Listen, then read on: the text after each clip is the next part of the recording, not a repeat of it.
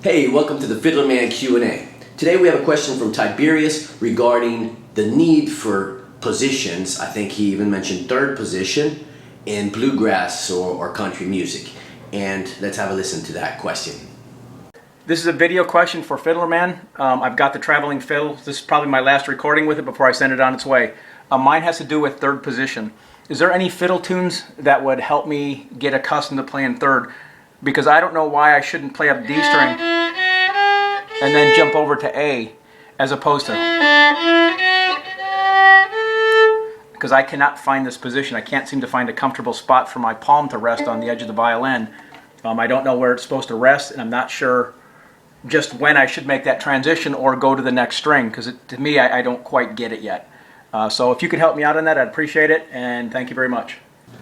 That's actually a great question. I've been asked that so many times, and since you made a reference to country music, bluegrass, I'll try to keep it in that style, because it really doesn't matter what kind of music you play.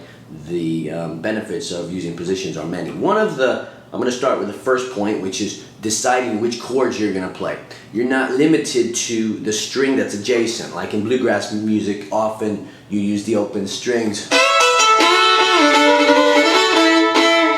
And whatever string is next to the string you're playing, you can use. You can use the string that's under or the string that's over. But it doesn't always work in the key signature, and you're not always making that decision based on what's best. Sometimes it's on what's easiest. So if you can play positions, like I wrote a little example myself instead of looking for bluegrass music that would be appropriate to use these examples. I just made my own examples, and you can download this document and practice it yourself. So the first piece I wrote, I called it deciding which chord you want. So I'm going to decide that I want to play the open D with this here. So,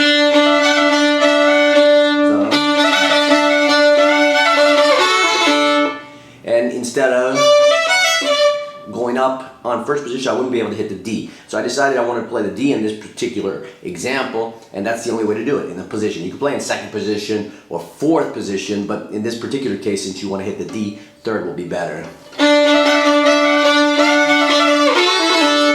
In the second example, I want to show you how you can use one string, an open D string in this example, throughout the whole piece, even though you have a wide range of notes. We're starting on the A, and we're going up to F sharp. So I'll play it for you so you understand what I'm talking about.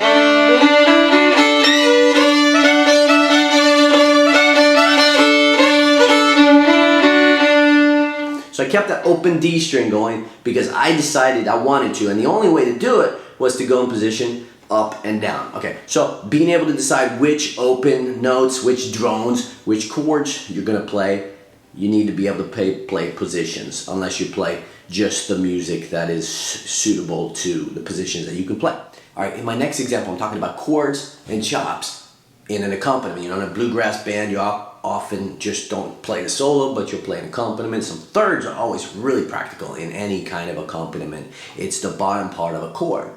Could even be the top part of a chord. But anyway, any chord on a violin that starts with the first finger, I should say any third, which is technically a chord too. Those cannot be played, and of course there are other combinations, E, natural, G sharp, or E flat, any 1-3 combination on any string.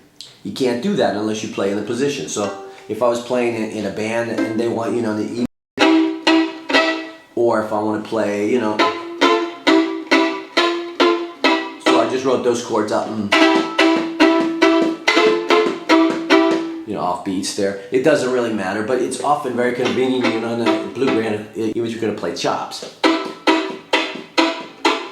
Sometimes it's nice to have a little bit of the tone in the chop instead of just noise. You can do the noise if you want, but if you have the tone. Anyway, the next example is a real simple example demonstrating something that would be much easier in third position than first position. It involves, avoiding string crossings or string changes. And it goes like this. Here's in first position how hard it is. A lot of crossings, right? Okay, I would rather play... I can also play it much faster in third position. So...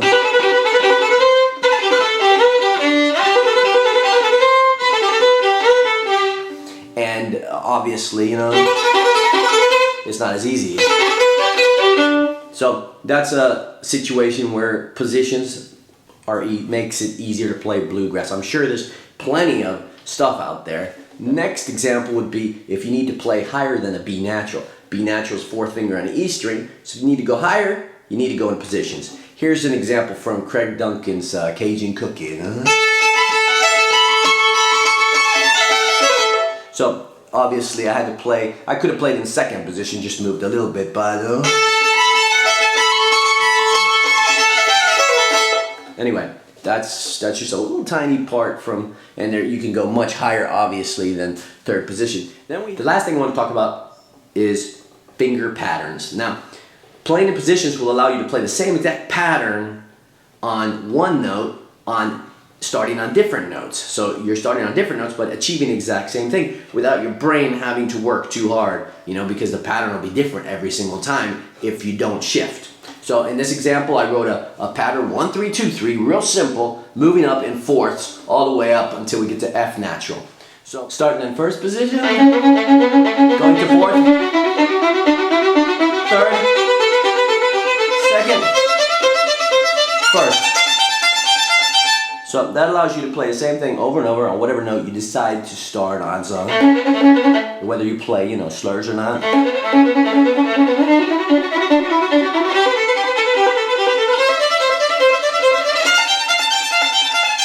So obviously this is just like more like an exercise, but I just want to give you an example that whatever pattern you might come up with, and there are as many patterns on your left hand as there are combinations. You know, if you're going to play 16ths, 4/16ths per beat, or if you're going to play 6 notes, as many combinations as you can come up with, starting with any finger and ending with any finger.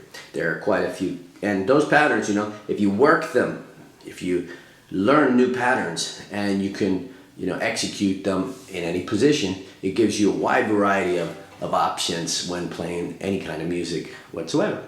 And if you have a good idea for a Q&A, just PM me at fiddlerman.com and I'll tell you how to get me the video, or look beneath the video on the about information for how to get a video to me, and I'll try to help you out. Thanks for watching.